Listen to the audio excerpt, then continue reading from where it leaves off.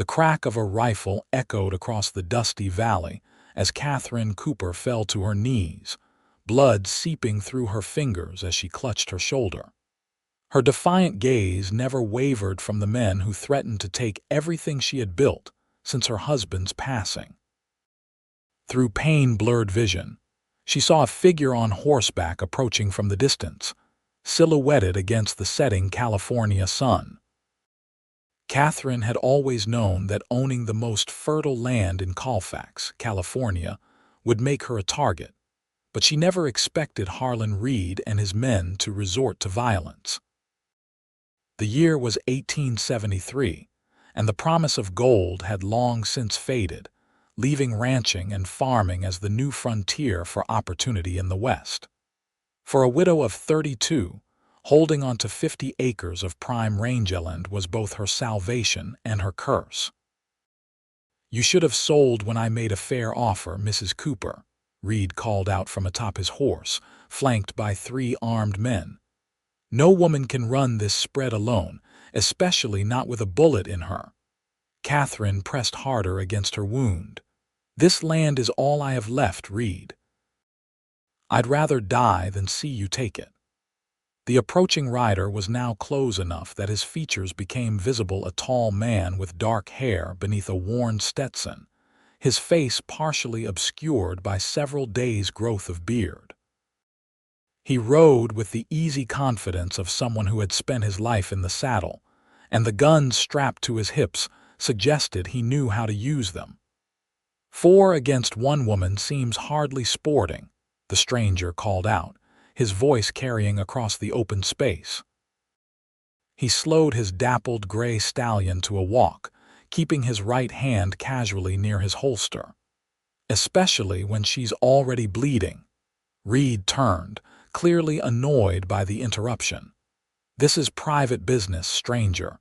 Best move along if you know what's good for you." The man dismounted with fluid grace, keeping his eyes on Reed's men. "Name's Zachary Sinclair, and I've never been particularly good at knowing what's good for me."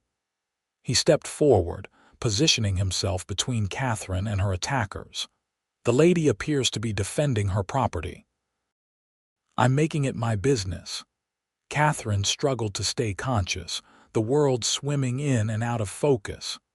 "I don't need your help," she managed to say, though the pool of blood forming beneath her suggested otherwise. "With respect, madam," Zachary replied without taking his eyes off Reed. "I believe you do." Reed's face reddened with anger.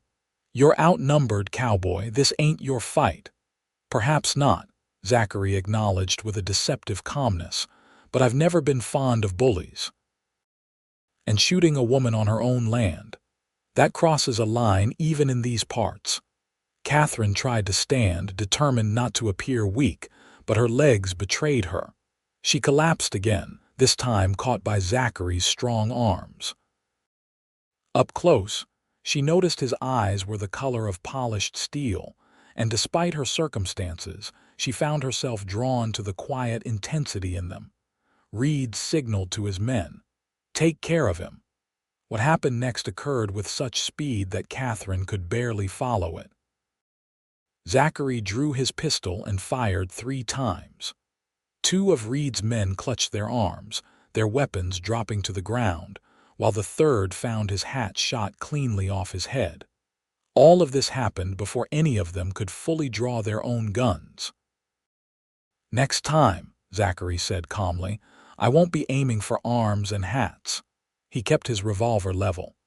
"Now I suggest you gentlemen ride out while you still can, and Mr. Reed, consider your business with Mrs. Cooper concluded." Reed's face contorted with fury, but he was no fool. "This isn't over," he spat, wheeling his horse around. His wounded men followed, casting dark glances over their shoulders. As they disappeared in a cloud of dust, Zachary holstered his weapon and turned his full attention to Catherine. "We need to get you inside and tend to that wound, madam." "Why did you help me?" Catherine asked, her voice weak as she fought against the encroaching darkness. Zachary lifted her gently. Let's just say I've got my own reasons for disliking men who take what isn't theirs, he replied cryptically. Now, where's your house? Catherine gestured vaguely toward the modest farmhouse visible on the ridge. There. But Reed will be back. He wants my water rights, the stream that runs through the property. One problem at a time, Mrs. Cooper. Zachary carried her to his horse and helped her into the saddle before mounting behind her. First, we need to make sure you live to fight another day. As they rode toward the farmhouse, Catherine felt herself leaning back against the stranger's chest, her strength ebbing with each hoofbeat. "Catherine," she murmured. "My name is Catherine." "Well, Catherine," he replied, his voice a rumble she could feel through his chest, "I've got a feeling Reed and his men are going to be a problem for a while. Good thing I wasn't planning on leaving Colfax anytime soon." The farmhouse came into view, a sturdy two-story structure with a wide porch and curtains billowing from open windows. Zachary noted the well-maintained barn, the small corral holding a few horses, and the vegetable garden that spoke of careful tending. This was no failing operation. Catherine Cooper had been working hard to keep her place running. "How long have you been running this ranch alone?" Zachary asked as they approached the house. 3 years, Catherine replied, her voice growing fainter. "Since Thomas died in a mining accident." "The gold fever took him, not the gold." Zachary helped her down from the horse, supporting most of her weight. "You've done well for yourself from what I can see." "Not well enough to stop Reed," she said bitterly as they reached the porch. Inside, the house was modest but comfortable, with handmade quilts draped over furniture and dried herbs hanging from kitchen rafters. Zachary guided Catherine to a wooden chair and quickly located clean cloths in a kitchen drawer. "I need to see that wound," he said, helping her remove her blood-soaked jacket. Catherine winced but allowed him to examine her shoulder. "Are you a doctor as well as a marksman?" "No, madam," Zachary replied with a hint of a smile. "But I've patched up enough bullet wounds to know what needs doing. This one went clean through, which is a blessing. Still, you're going to need proper medical attention." Catherine's face paled further. "Dr. Wilson won't come out this far unless it's life or death." "Then we'll make it worth his while." Zachary tore strips of cloth for bandages. "Where do you keep your whiskey?" "Cabinet above the stove." "For medicinal purposes only," she added with a weak smile. Zachary retrieved the bottle and poured some onto a clean cloth. "This is going to hurt." Catherine nodded, bracing herself. When the alcohol touched her wound, she bit back a scream, her knuckles white as she gripped the edge of the table. "You're tougher than most men I've known," Zachary commented as he carefully cleaned the entry and exit wounds. "Almost done." Once he had bandaged her shoulder, Zachary helped Catherine to a small sofa in the adjacent sitting room. "You should rest. I'll ride into town for the doctor." Catherine caught his wrist with surprising strength. "Why are you doing this? You don't know me." Zachary's expression turned guarded. "Let's just say I understand what it's like to fight for what's yours against men with no honor." Before Catherine could press further, they heard the sound of hooves approaching the house. Zachary moved to the window, his hand instinctively going to his pistol. "Reed's men?" Catherine asked, attempting to sit up. "No," Zachary replied, relaxing slightly. "Looks like a young boy on a pinto, probably about 14 or 15.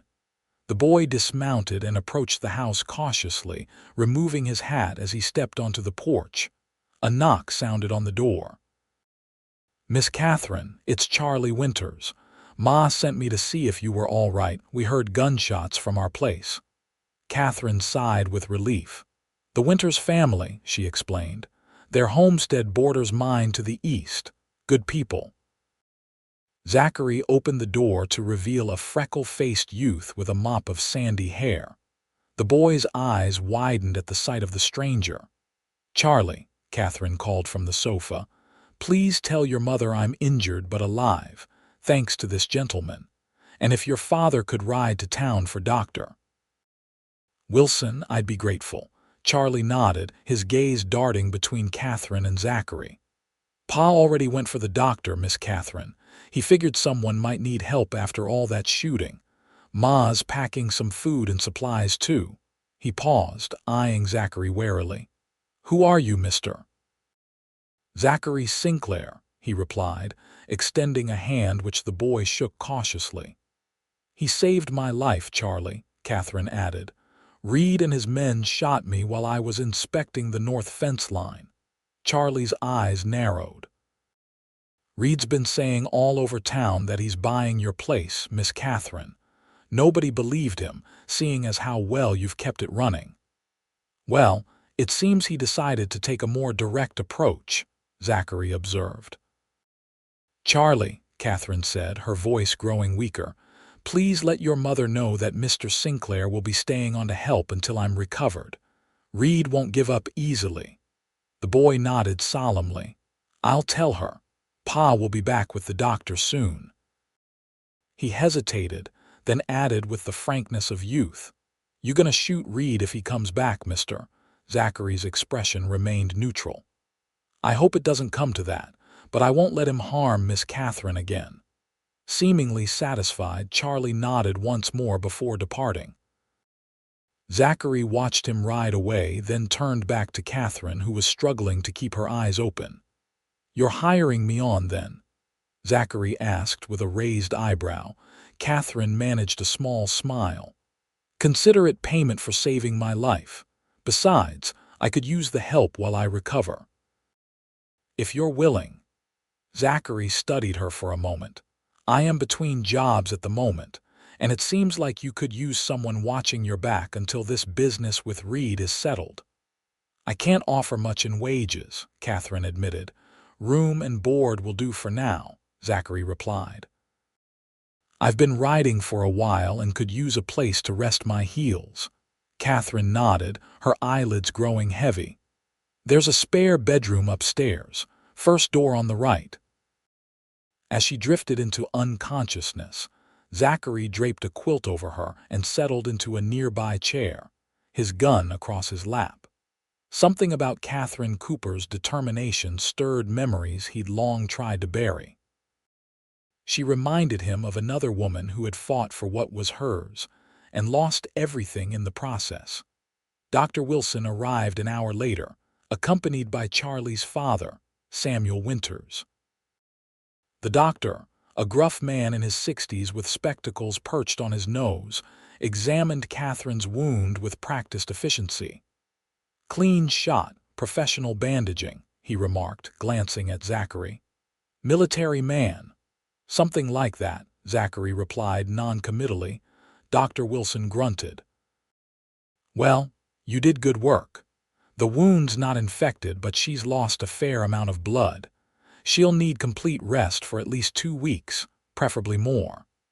Samuel Winters, a solidly built farmer with weathered skin and calloused hands, stepped forward. My wife and daughters will take turns coming to help with the household duties. Catherine's been good to us since we arrived last year. Least we can do is return the favor. And raid? Zachary asked. Samuel's expression darkened. Man's been buying up land all over the county. Those who won't sell find themselves facing all manner of misfortune. Fires, stolen livestock, damaged equipment. He shook his head. Sheriff Blackwell does nothing. Reed's got him in his pocket. So no point in reporting today's shooting, Zachary concluded. Wouldn't make a difference, Doctor. Wilson confirmed as he packed his bag, though I'll note it in my records for what that's worth. He handed Zachary a small bottle. Laudanum for the pain, use it sparingly. After the doctor left, Samuel lingered. My Charlie says you're staying on to help, Zachary nodded. For now, good. Samuel extended his hand. Catherine's well respected in these parts. She's helped plenty of families through hard times. The Coopers were among the first settlers in this valley. She mentioned her husband died in a mining accident, Zachary said. Samuel sighed. Thomas Cooper was a good man. Got gold fever when they found some color in the hills north of here. Left Catherine to run the ranch while he prospected. He shook his head. Tunnel collapsed. Catherine had to identify what was left of him. And she's been running this place alone since then. With occasional help from neighbors, but mostly on her own. She's stubborn, proud. Samuel smiled fondly. Reminds me of my Emma that way. Won't accept charity, but she'll work herself to exhaustion. After Samuel departed, promising to return the next day with supplies, Zachary checked on Catherine. She was sleeping fitfully, her face pale but her breathing steady. In the fading light, she looked vulnerable in a way she hadn't even with a bullet in her shoulder. Zachary moved through the house, familiarizing himself with the layout. It was well constructed, with solid walls and good sightlines to the approaches. The back door had a sturdy bar, and the windows were positioned to allow for defense if necessary. Thomas Cooper had built with security in mind. In the kitchen, he found a pot of stew simmering on the stove, likely started by Catherine before she rode out that morning. Zachary stirred it, realizing he hadn't eaten since breakfast. As he served himself a bowl, he noticed a framed photograph on the sideboard. A younger Catherine stood beside a tall man with a serious expression, both dressed in their Sunday best. Thomas Cooper looked like a decent man, the kind who worked hard and treated people fairly. After eating, Zachary stepped onto the porch with a cup of coffee. The sun was setting, painting the hills in gold and crimson. In the distance, cattle grazed peacefully in lush pastures, and a gentle stream wound through the property, explaining Reed's interest. Water rights in this part of California were as valuable as gold. As darkness fell, Zachary made a final check of the house and property before settling into the chair near Catherine, his rifle within easy reach. He didn't expect Reed to return that night, but he hadn't survived this long by taking unnecessary risks. Catherine stirred, her eyes opening slowly. "You're still here," she murmured. "I said I would be," Zachary replied. She studied him in the lamplight. "You never told me why you were passing through Colfax." "No, I didn't." Zachary sipped his coffee. "Get some rest, Catherine. We can talk in the morning." She seemed about to protest, but winced as pain from her shoulder flared. "At least tell me one thing," she persisted. "Are you running from something or towards something?" Zachary considered the question. "Both, perhaps," he answered after a moment. "Now sleep." Catherine's eyes closed, but not before she whispered, "Thank you for staying, Zachary Sinclair." As the night deepened, Zachary remained vigilant, watching over both Catherine and the land she had fought so hard to keep. Whatever his reasons for coming to Colfax, he now found himself entangled in her battle. And for the first time in years, he didn't mind the entanglement. The first rays of dawn were breaking over the eastern hills when Zachary heard the approach of horses. Moving quietly to avoid waking Catherine, who had finally fallen into a deeper sleep, he positioned himself by the window with his rifle. 3 riders were approaching, but even in the half-light, he could tell they weren't Reed's men. A woman and 2 younger females rode at a steady pace, leading a pack mule loaded with supplies. When they reached the yard, the older woman, presumably Emma Winters, dismounted with practiced ease despite her ample figure. Her daughters, who appeared to be in their late teens, began unloading baskets and parcels from the mule. Zachary stepped onto the porch, rifle held casually but visibly. "Morning, madam." Emma Winters appraised him frankly. "You must be Mr. Sinclair. Charlie told us about you." She gestured to the girls. "My daughters, Ruth and Sarah." The girls nodded politely, though Ruth, the elder with auburn hair pulled back in a severe bun, regarded him with open suspicion. "Catherine's still sleeping," Zachary informed them. "Doctor gave her something for the pain." Emma nodded briskly. Good, she needs the rest. She turned to her daughters. Sarah, start preparing breakfast. Ruth, gather water and heat it for washing. To Zachary, she added, Samuel told me about Reed. That man's a snake. Seems to be the general opinion, Zachary agreed, helping them carry their supplies into the kitchen. Opinion doesn't change facts, Emma stated firmly. Reed wants Catherine's water rights. The stream on her property feeds into the river that supplies half the valley. If he controls it, he controls the entire region. And Catherine refuses to sell, Zachary concluded. Thomas Cooper left her this land, and she means to keep it. Emma began unpacking provisions with efficient movements. She's turned down offers 3 times what it's worth. It's not about money for her. Emma gave him an approving look. You understand that much at least, she paused. Samuel says you handle yourself well. Military, Union cavalry, Zachary confirmed, seeing no reason to lie. Served under Sherman, Emma nodded. My brother rode with Sherman. Hard days. She studied him more carefully. What brings you to Colfax, Mr. Sinclair? Work, he replied simply. What kind of work? Zachary smiled slightly. The kind that pays. Emma made a sound that might have been amusement or skepticism.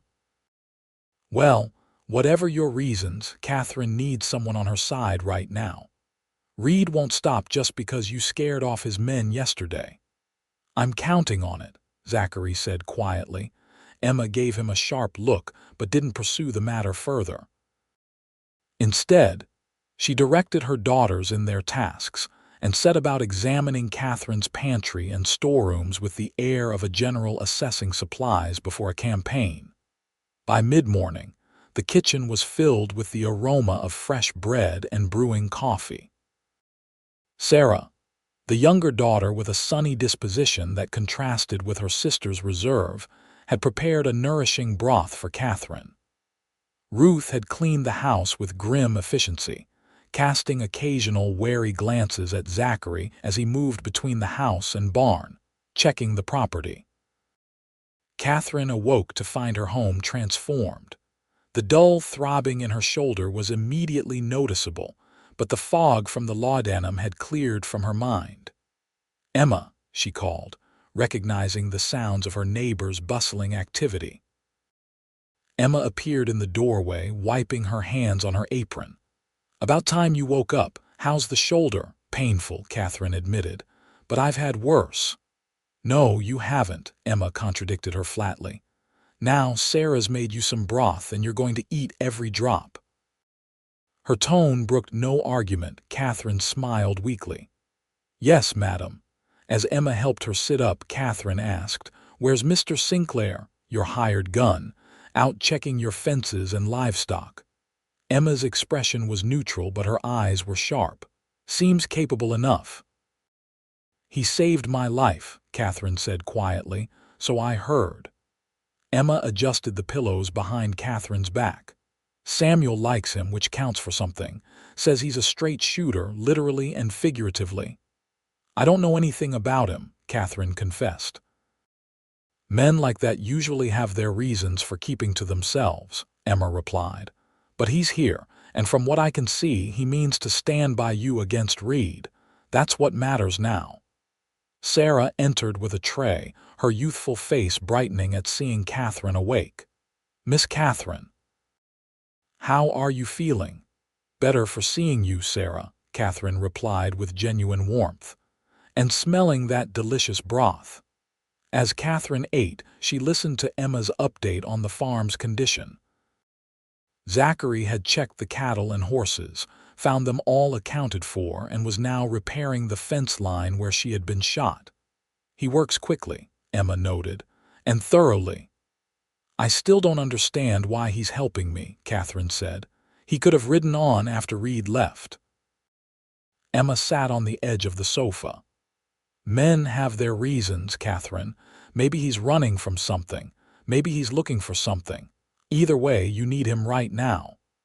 After breakfast, Catherine insisted on moving to the porch to get fresh air. Emma and Ruth helped her into a rocking chair with pillows supporting her injured shoulder. From there, she could see Zachary working in the distance, his shirt sleeves rolled up as he set posts for the damaged fence. "He moves like a man accustomed to hard work," Emma observed, following Catherine's gaze. "And fights like a man accustomed to danger," Catherine added. She turned to Emma. "Has there been any word from town about Reed?" Emma's expression tightened. "Samuel heard Reed was at the saloon last night drinking heavily and making threats. Sheriff won't do anything, of course." "Of course," Catherine echoed bitterly. Ruth approached with a glass of water. "Miss Catherine, why don't you just sell? You could buy land elsewhere, somewhere safer." "Ruth," Emma scolded. "It's all right, Emma," Catherine assured her. "It's a fair question." She looked at the younger woman. "This land has been in Thomas's family for 2 generations. His father built that house with his own hands. His mother planted those apple trees by the stream." Her voice softened. "When Thomas died, I promised myself I would keep it going, not just for his memory, but because it's become my home too. Every inch of this place has my sweat and blood in it now." Ruth seemed unconvinced. "Is land worth dying for?" "It's not just land," Catherine replied. "It's freedom, independence. If I sell to Reed, where does it end? He'll just keep taking until he owns the entire valley." Before Ruth could respond, they heard the sound of approaching horses. Zachary, who had evidently been keeping watch even while working, was already riding toward the house, rifle in hand. 5 riders appeared on the ridge, Reed at their center, flanked by 4 armed men, including the 2 who had been wounded the day before. "Inside now," Emma ordered, helping Catherine to her feet. "No," Catherine refused. "This is my property, I won't hide."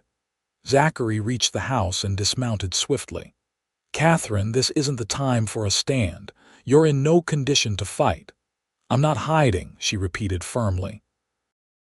Recognizing the futility of argument, Zachary positioned himself beside her on the porch, his rifle ready but not aimed.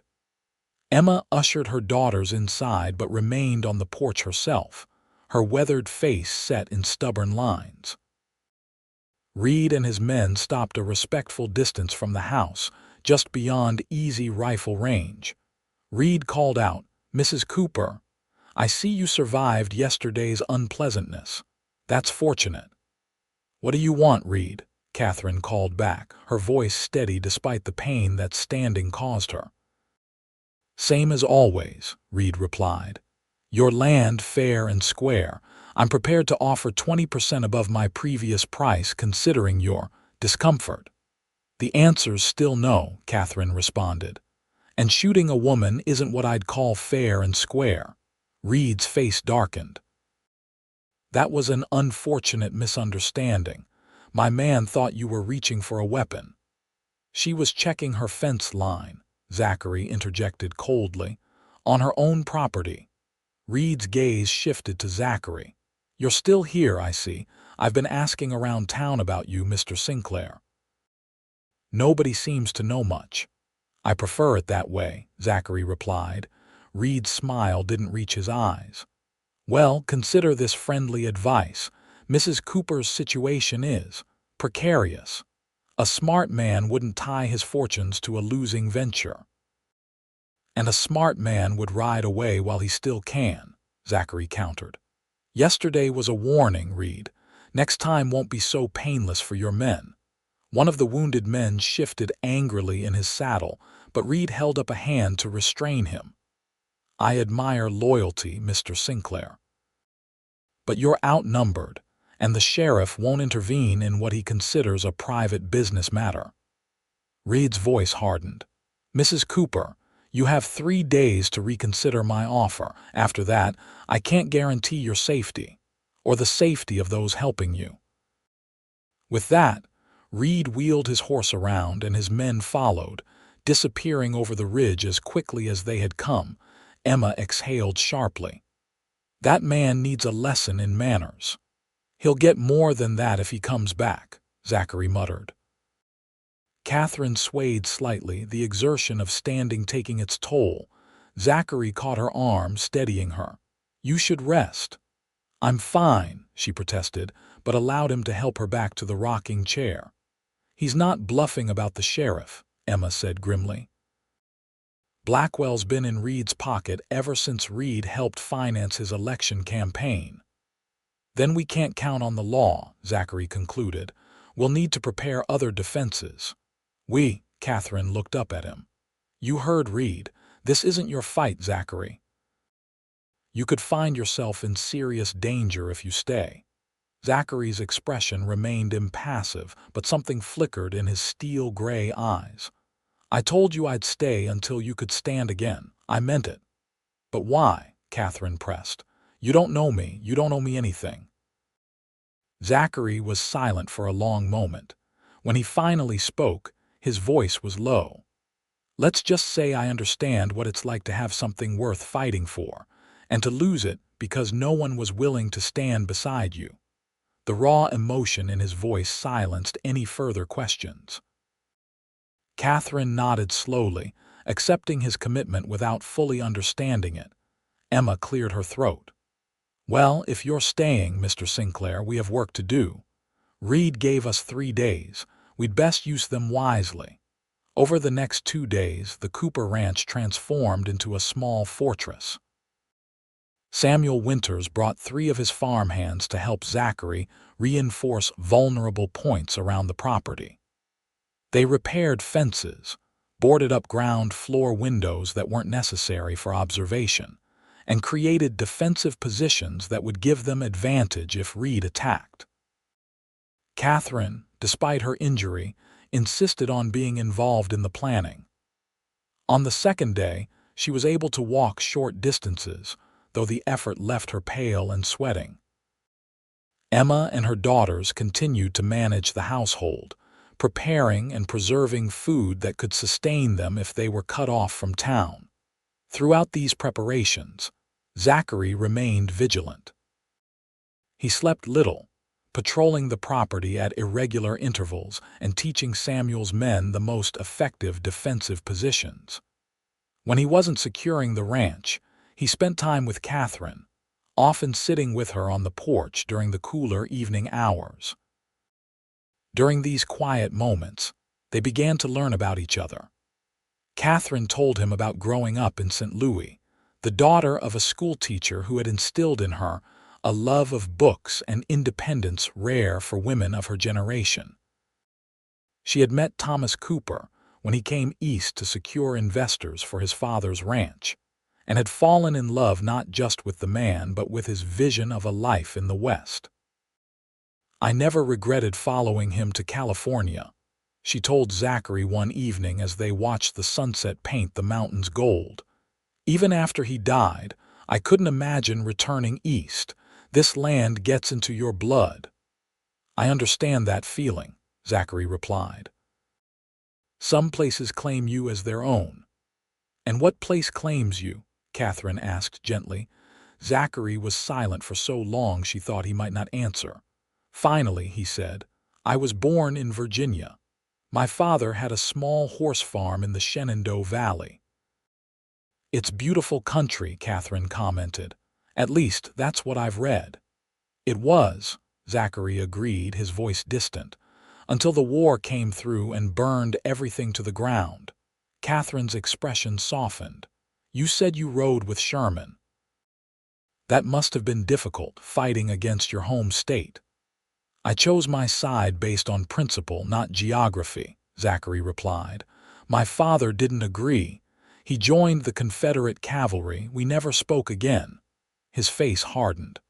"After the war, there was nothing to go back to. The farm had been destroyed, my father killed at Gettysburg." "I'm sorry," Catherine said softly. Zachary shrugged. "It was a long time ago. I've been moving west ever since, taking work where I could find it." "What kind of work?" Catherine asked, though she suspected she knew the answer. "Whatever pays," Zachary said, echoing his response to Emma. After a pause, he added, "I've been a hired gun, a bounty hunter, a cavalry scout, Not always proud of the work, but I've tried to stay on the right side of the law. And what brought you to Colfax? Zachary met her gaze directly. A job.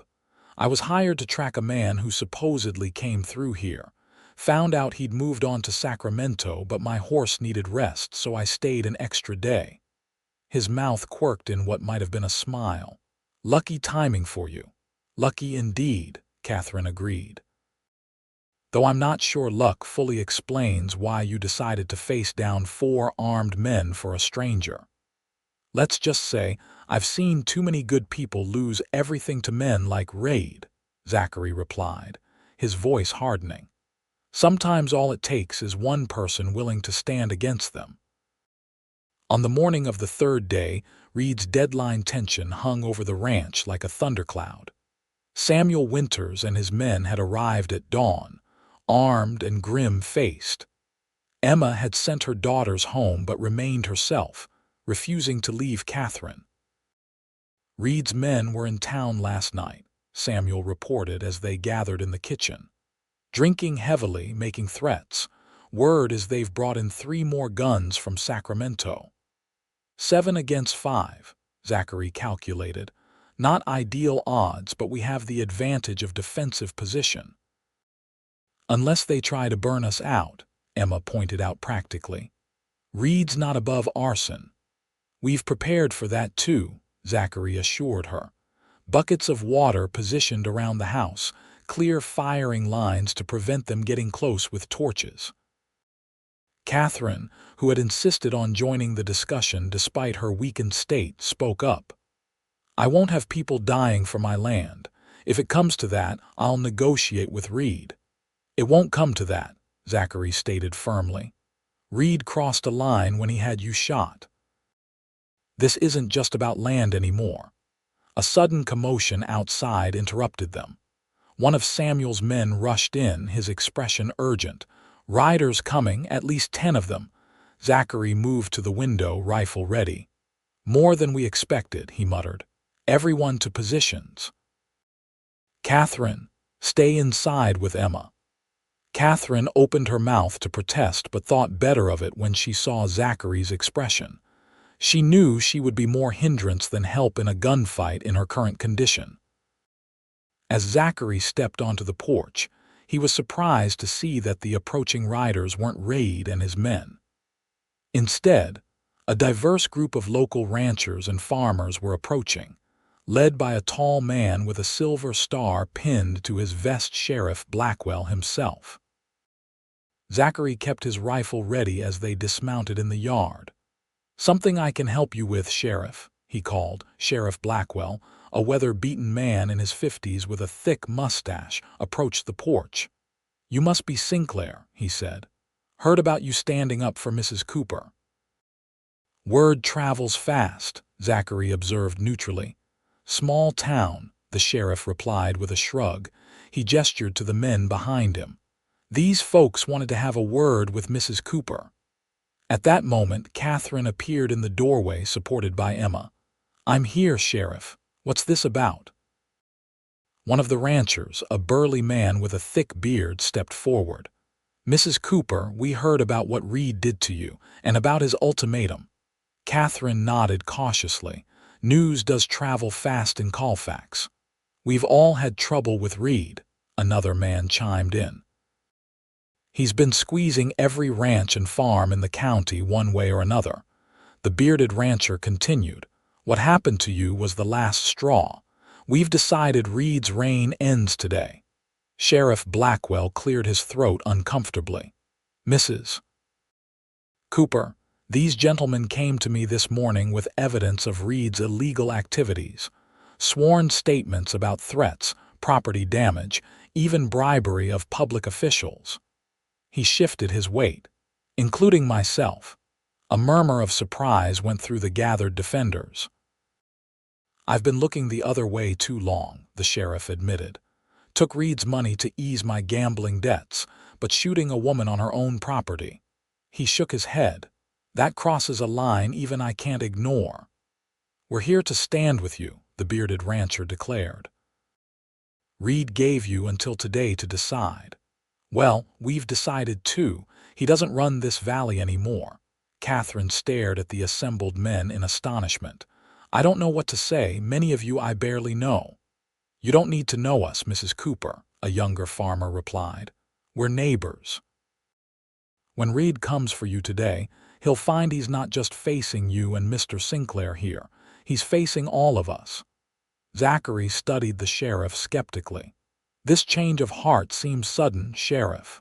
Blackwell met his gaze squarely. Let's just say these gentlemen made a compelling case for reconsidering my loyalties, and they brought enough evidence of Reed's activities to put him away for years. He patted a leather pouch at his side.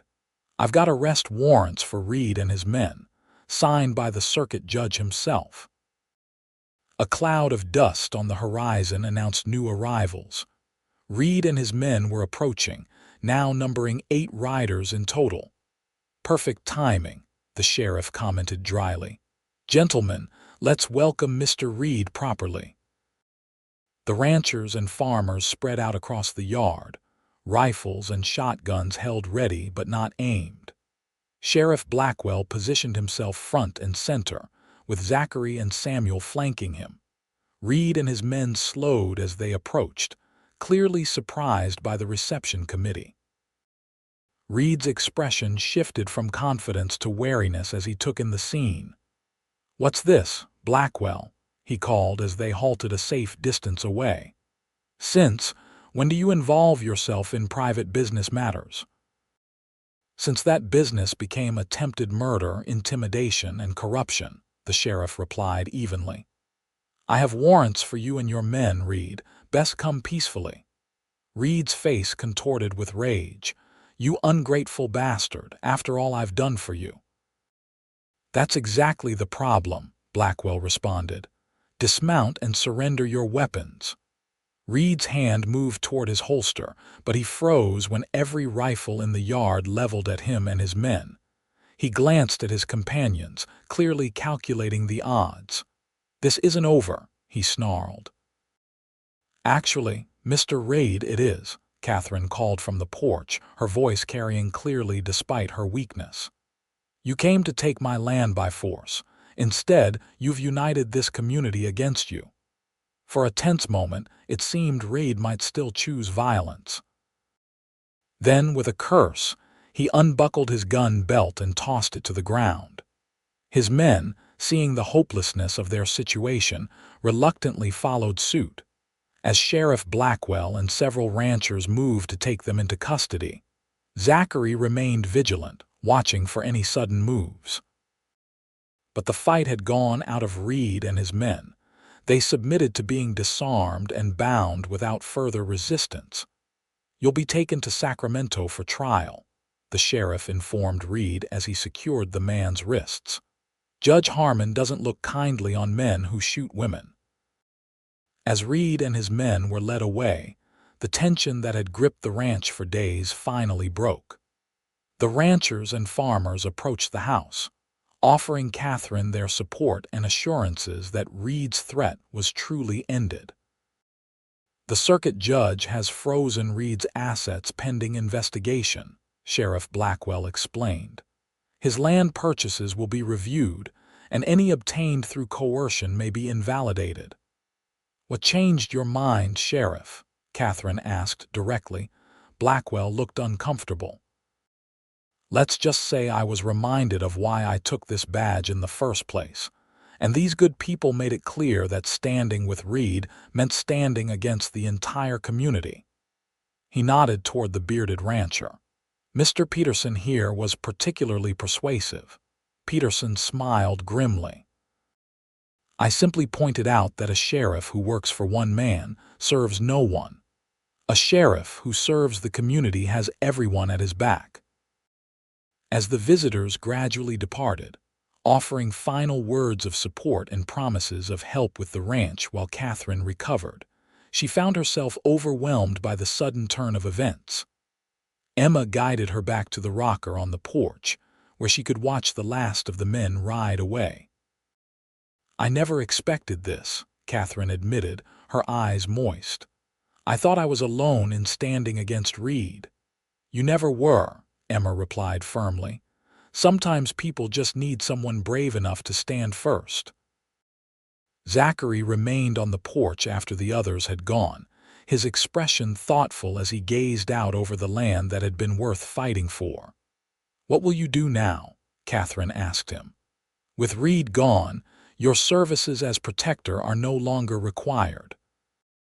Zachary turned to look at her, his usually guarded expression softening slightly. "Are you dismissing me, Mrs. Cooper?" "Not at all," she replied quickly. "You're welcome to stay as long as you wish. I just assumed you'd be moving on now that the danger is past." Zachary was silent for a moment. "I've been moving on for a long time," he finally said. "Maybe too long." Catherine studied him. "Does that mean you're considering staying in Colfax?" "I'm considering it," he acknowledged.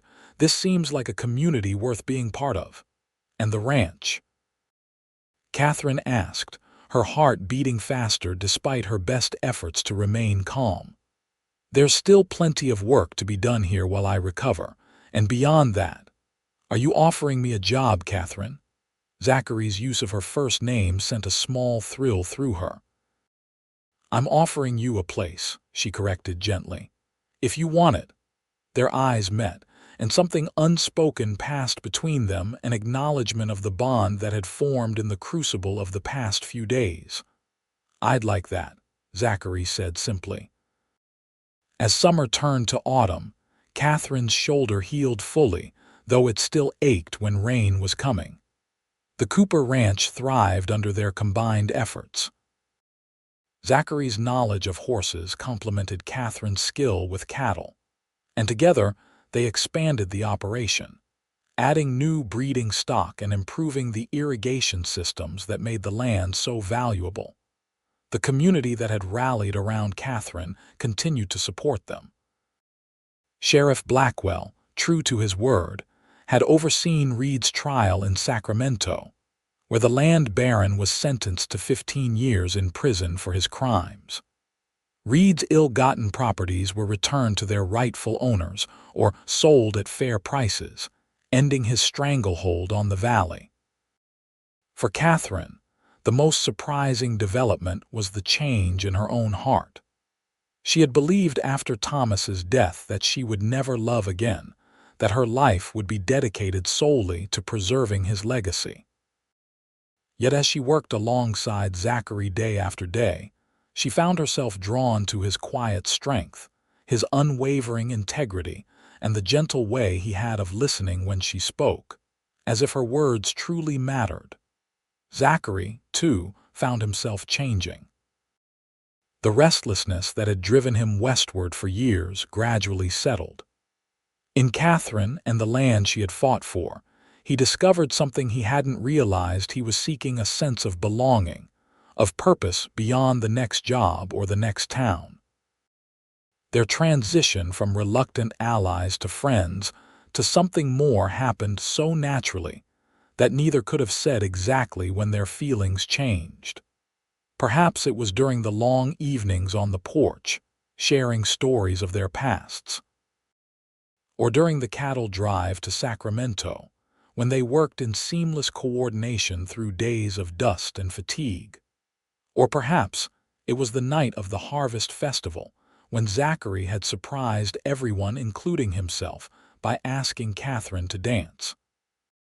On a crisp October evening, they sat together on the porch swing that Zachary had built, watching the sunset paint the mountains in shades of gold and crimson.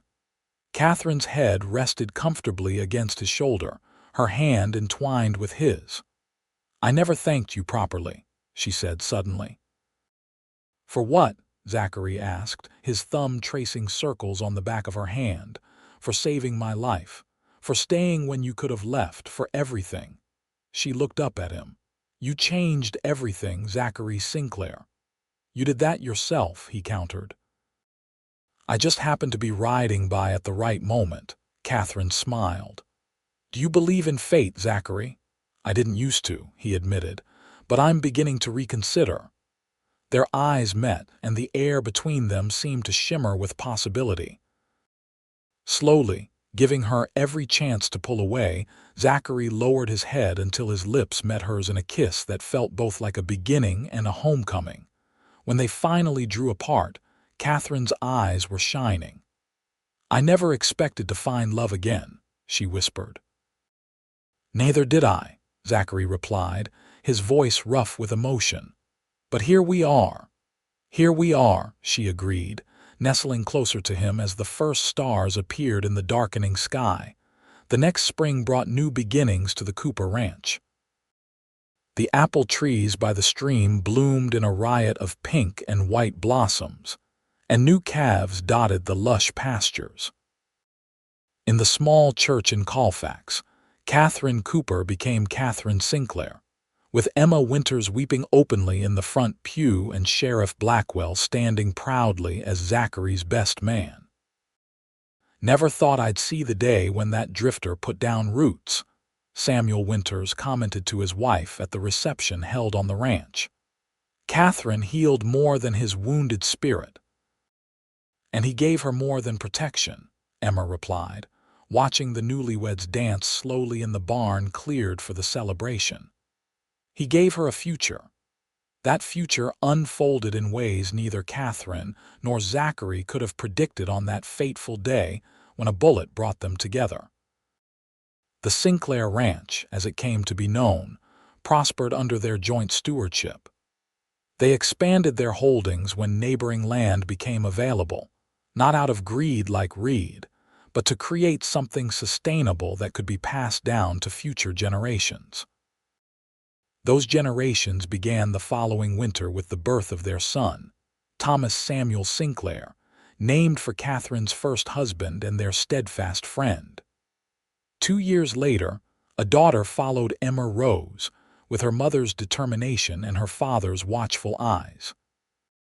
As the children grew, so did Zachary's role in the community. At Sheriff Blackwell's urging, he accepted a position as deputy, bringing his experience and unwavering sense of justice to the role.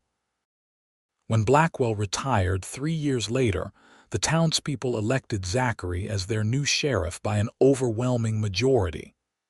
"Never thought I'd wear a star," he confessed to Catherine the night after his swearing in. "Spent too many years on the other side of the law's attention." "The best lawmen are those who understand both sides," Catherine replied, straightening the silver star pinned to his vest. "This town needs someone who knows the difference between law and justice." Through it all, the land that Catherine had fought for remained the foundation of their lives. The stream that Reed had coveted continued to nourish their crops and livestock. The house that Thomas Cooper's father had built sheltered their growing family through winters and summers, its walls absorbing the laughter of children and the quiet conversations of a couple who had found in each other the peace they had both sought for so long. 10 years after Zachary had ridden into Catherine's life, they stood together on the porch of their home, watching their children play near the apple trees that were now heavy with fruit. Catherine's hand found Zachary's, their fingers interlacing in a gesture that had become as natural as breathing. "You ever think about that day?" she asked softly. "When Reed's men shot me." Zachary's arm slipped around her waist, drawing her closer. "Sometimes," he admitted. "Though I prefer to think about what came after." Catherine smiled. "When I was lying there bleeding into the dust, I thought I might lose everything. Instead, I gained more than I ever dreamed possible." Zachary pressed a kiss to her temple. "We both did." As the sun set over the valley that had become their legacy, Catherine and Zachary Sinclair stood together, bound by love that had begun in violence but bloomed in peace, guardians of the land and each other, until the end of their days.